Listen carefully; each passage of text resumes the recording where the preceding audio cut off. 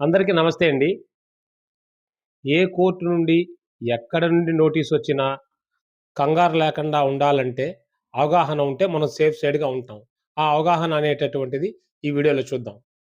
ఏ notice వచ్చినా భయపడొద్దు. Example చెప్పుకోవాలంటే, మీ ఇంటికి ఒక ఎన్వలప్ వచ్చింది. దాని మీద నోటీస్ అనుంది.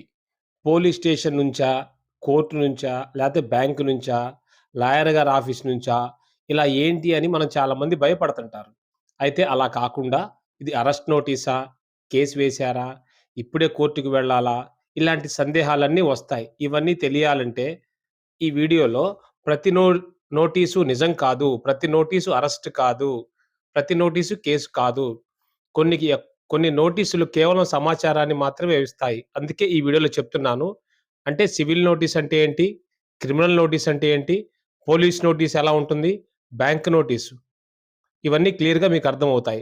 ముందేందంటే district court, police, bank, advocate, court ఏ రకాల నోటీసులు సాధారణంగా వస్తాయో ఒక కంప్లీట్ ఇన్ఫర్మేషన్ చెప్తున్నాను. ఈ క్లాస్ మిస్ అవ్వద్దు. ఒక్కొక్కటి డీటెయిల్డ్‌గా ఎక్స్‌ప్లెయిన్ చేస్తాను. వీడియో మిస్ చేసుకోకుండా చూడండి. అవేర్‌నెస్ నేను షేర్ చేస్తున్నాను. సాధారణంగా ఎన్ని రకాల నోటీసులొస్తాయంటే మొత్తం టోటల్ 5 కేటగరీస్‌లో నోటీసులొస్తాయి. అడ్వకేట్ లాయర్ గారి notice, legal notice, civil court notice, criminal court notice, police station నుంచి నోటీసులు, బ్యాంకులు గూడా నోటీసులు పంపిస్తుంటాయి. లేదని తాకట్టు పెట్టి బంగారం, డబ్బు తీసుకువెళ్లారు. అసలు వడ్డీ కట్టడం లేదు. చాలా కాలమైంది. ఇలా ఉంటాయన్నమాట. ఇప్పుడు ఒక్కొక్క కేటగరీలో ఏ నోటీస్ వస్తే ఎలా ఉంటుంది లిస్ట్ చూద్దాం. అడ్వకేట్ నుంచి వచ్చే నోటీసులు లీ కోర్ట్ నుంచి కాదు.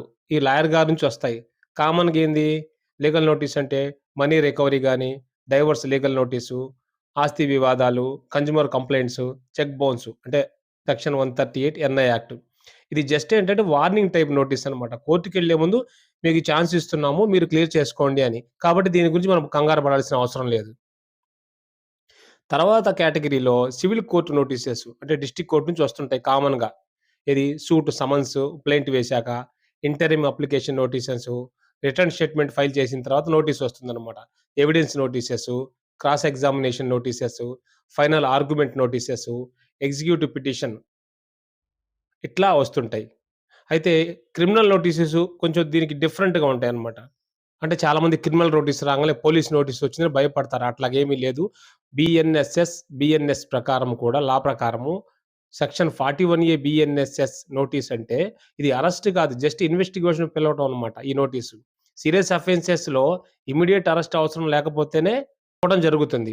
తర్వాత ఎవరికిస్తారు పోలీసు వారంటే విట్నెస్ చెప్పేవాళ్ళకి, అక్యూజ్డ్‌కి, ఇన్ఫర్మేషన్ తెలిసిన వ్యక్తికి నోటీస్ ఇవ్వడం జరుగుతుంది. ఎప్పుడు నోటీస్ ఇగ్నోర్ చేయొద్దు.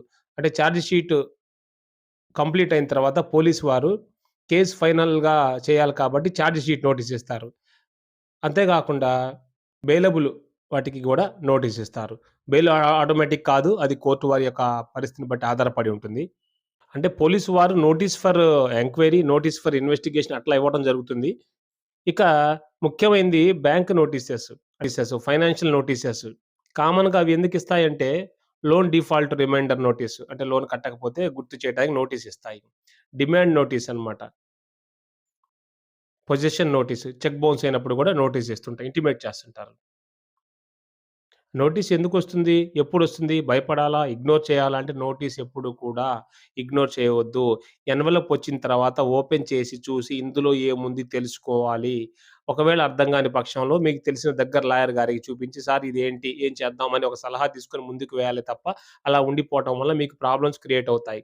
ఫర్ ఎగ్జాంపుల్ లీగల్ నోటీస్ ఉంది. కోర్ట్‌కెళ్ళే ముందు అపోజిట్ పార్టీ ఛాన్స్ ఇవ్వడం అన్నమాట. ఎందుకు మీరు డబ్బులివ్వలేదండి. డైవోర్స్ పిటిషన్ గూడా ఇస్తున్నాం. ప్రాపర్టీ ఇట్లా అన్నీ ఇస్తున్నాం. అని చెప్పి అడ్వకేట్ ఆఫీస్ నుంచి వస్తుంది. ఇగ్నోర్ చేస్తే ఏందంటే ప్రాబ్లమ్ అవుతుందనమాట. తర్వాత సివిల్ కోర్ట్ సమన్స్ అనమాట. సివిల్ కోర్ట్ మీద గూడా మన మీద ఎవరైనా కేస్ ఫైల్ అయిందనుకోండి, అప్పుడు వాళ్ళు మనకి నోటీస్ ఇష్యూ చేస్తారు. క్రిమినల్ కేసులేంది విట్నెస్‌ని పిలుస్తారు. దానికి notice పంపిస్తారనమాట.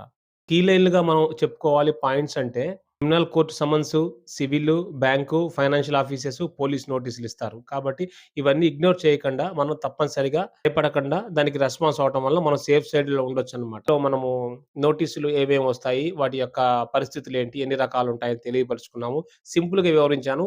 Thank you for watching. See you in the next video.